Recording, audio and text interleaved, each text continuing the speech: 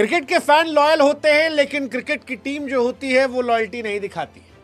हर साल हमें इस बात का एहसास तब होता है जब ऑक्शन आता है, जब रिटेंशन होता है, और इस बार फिर यही एहसास हमको हो रहा है क्योंकि आईपीएल की टीमों ने बता दिया है कि गुरु पैसा जितना चाहिए उतना दे देंगे, लेकिन अगर परफॉर्मेंस नहीं हुई तो हमको घंटा फर्क पड़ता है तुम कितने साल हमारे साथ खेले। हमको घंटा फर्क पड़ता है कि तुमको पाने के लिए हम कितना दूर तक गए थे, और यही आज हुआ है।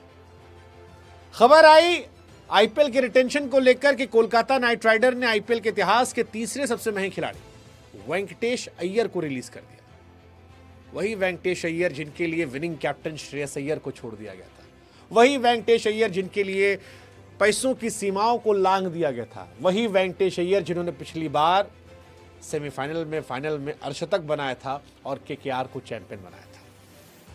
वैसे अय्यर अकेले नहीं गए हैं, वेंकटेश के साथ साथ केकेआर ने 11 साल तक टीम का हिस्सा रहे रसल द मसल को भी रिलीज कर दिया है।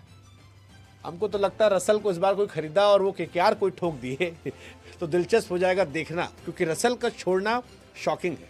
रसल और नरेन ये केकेआर की पहचान रहे हैं, और उसमें से रसल को छोड़ना, I mean for me it's shocking.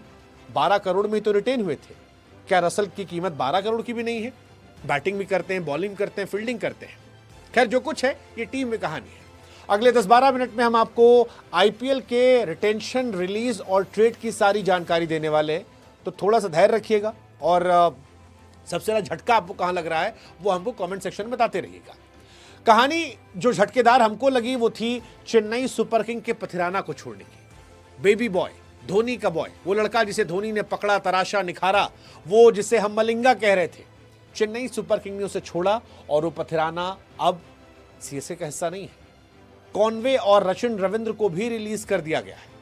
Release किए गए सभी प्लेयर्स की 16 दिसंबर को यूएई के अबू धाबी में होने वाले मिनी ऑक्शन में नीलामी होने वाली है, और ये हैरान करने वाला है, हैरान करने वाला है। हैरान वैसे सीएसके ने सबसे ज्यादा तभी कर दिया था जब उन्होंने जडेजा को छोड़ दिया था।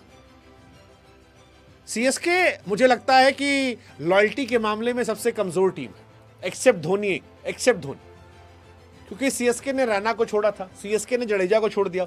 अब इसमें क्रिकेट के समझने वाले कहते हैं कि भाई साहब क्रिकेट जो है ना वो आपके लिए, फ्रेंचाइज के लिए वो धंधा है, और धंधे में जब तक नंबर तब तक है।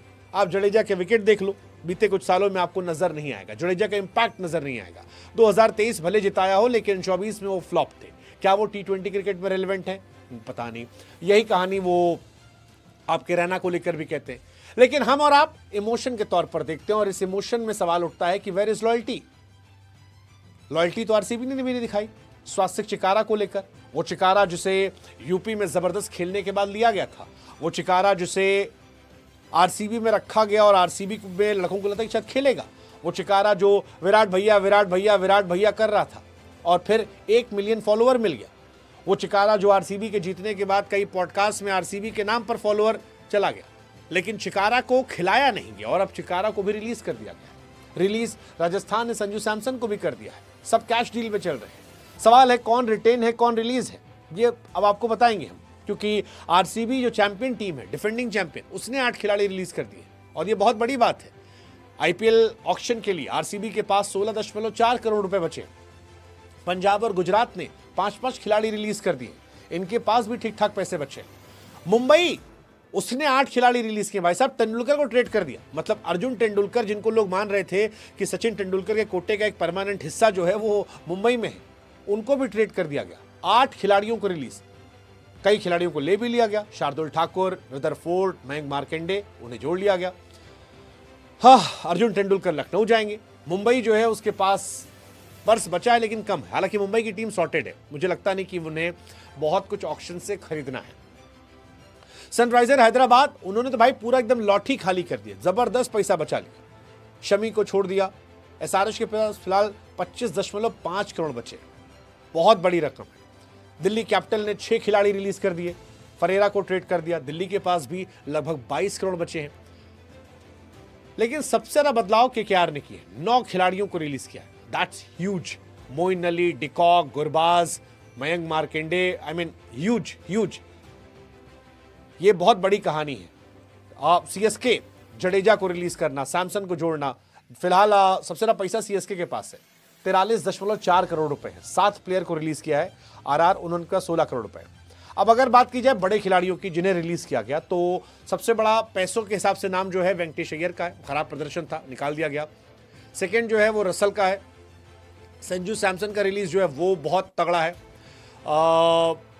ये भी अपने आप में एक इंटरेस्टिंग कहानी है। हालांकि माना जा रहा है कि केकेआर जो है इस बार शायद कैमरन ग्रीन को टारगेट करे, लेकिन क्या कर पाएंगे पता नहीं। कैमरन ग्रीन पर सीएसके भी नजर दौड़ाएगी, सीएसके का भी पैसा बहुत ज्यादा रखा है। तो ये सारी कहानियां जो हैं ये धीरे धीरे जाएगी। ऑल्सो मिडिल ऑर्डर में वेंकटेश अय्यर के लिए मुश्किल हो रही है। रहाणे, अंकुश रघुवंशी, ये सब वहीं पर हैं, तो मुश्किल है। मुझे लगता है वो ग्रीन पर जाएंगे। रसल को हटा दिया गया है। रसल 13 मैच में पिछली बार बहुत खास नहीं कर पाए थे, बट रसल इज रसल, 37 साल के हैं, दुनिया भर की लीग में खेलते हैं, but again I believe he is damn good. Maxwell को रिलीज किया गया है। ऑस्ट्रेलिया के मैक्सवेल पंजाब ने रिलीज किया। पंजाब ने एक्चुअली 2 शॉकिंग किए। मैक्सवेल चलो रिलीज किया ही, इंग्लिश को भी रिलीज कर दिया। मतलब मैं हैरान कि इंग्लिश में कैसे रिलीज कर सकते वो। उनकी जगह मिनी ऑक्शन में स्टॉइनिस, रसल जैसे ऑलराउंडर फोकस हो सकता है। और स्टॉइनिस को भी रिलीज करना क्या सही था पता नहीं। रिकी पॉन्टिंग ने इस बार अजीबोगरीब फैसले लिए हैं। पंजाब जीती हुई टीम थी, उसके बावजूद जीती के मतलब फाइनलिस्ट टीम थी। 10 खिलाड़ी ट्रेड किए गए। ये संजू सैमसन जो है उन्हें ट्रेड किया गया। राजस्थान रॉयल्स ने संजू सैमसन को 18 करोड़ रुपए में चेन्नई के साथ ट्रेड किया है, और सीएसके ने उसके बदले जडेजा, सैम करन को भेजा है। शमी को लखनऊ ने लिया है। मुंबई ने अर्जुन तेंदुलकर को ट्रेड किया है। नीतीश राणा हैदराबाद से दिल्ली गए हैं। फरेरा जो है दिल्ली से राजस्थान गए हैं। मयंक मार्कंडे कोलकाता से मुंबई गए हैं। जीटी ने रदरफोर्ड और एलएसजी के शार्दुल ठाकुर ट्रेड किए, मुंबई को दिए हैं। फिलहाल पैसा जो है वो केकेआर के पास खूब है, 64 करोड़ रुपए बचे। तो मुझे लगता है कैमरन ग्रीन शायद जा सकते हैं। मतलब कोलकाता वाला तो ऐसा लगेगा कि ऐसे बैठेगा बक्सा लेके कि तुमको कितना चाहिए, जो जितना बोल रहा है उसमें 2 करोड़ जोड़ लो, हमको दे दो। सीरियसली यही होने वाला है, जो जितना बोल रहा है उसमें 2 करोड़ और जोड़ दो, दे दो। क्योंकि कोलकाता और सेकेंड नंबर का जो पैसा वाला टीम है उसमें 20 करोड़ 21 करोड़ का डिफरेंस है। और आपको जान के हैरानी होगी कि 3 टीमों के अलावा 21 करोड़ रुपया किसी के पास नहीं है। तो ये अपने आप में हैरानी की बात है। केकेआर के पास 64 करोड़, सीएसके के पास 43 करोड़, 43.5 करोड़। सो इन दोनों के बीच में जबरदस्त कंपटीशन होगा, कौन किसे लेता है।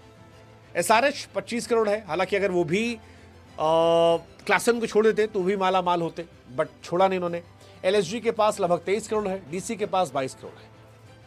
इन्हीं में आपस में खेला कूदा होगा। आरसीबी के पास 16.5 करोड़, आरआर के पास 16 करोड़, जीटी के पास 13 करोड़, पंजाब 11। एमआई को जरूरत नहीं है, एमआई की टीम सॉर्टेड है। हो सकता है कोई एक नया लड़का आए, या कोई नया लड़का जिसका नाम हो पिछली बार लिया ना, उसको ले लेंगे। केकेआर के साथ हालांकि दिक्कत एक और भी है। केकेआर के 13 स्लॉट खाली हो गए, तो 13 स्लॉट भरना यानी बिल्कुल फ्रेश टीम हो जाएगी। मुंबई सॉर्टेड है, 5 खिलाड़ी भरने हैं, तो 20 लाख, 40 लाख, 30 लाख में ले लेंगे वो।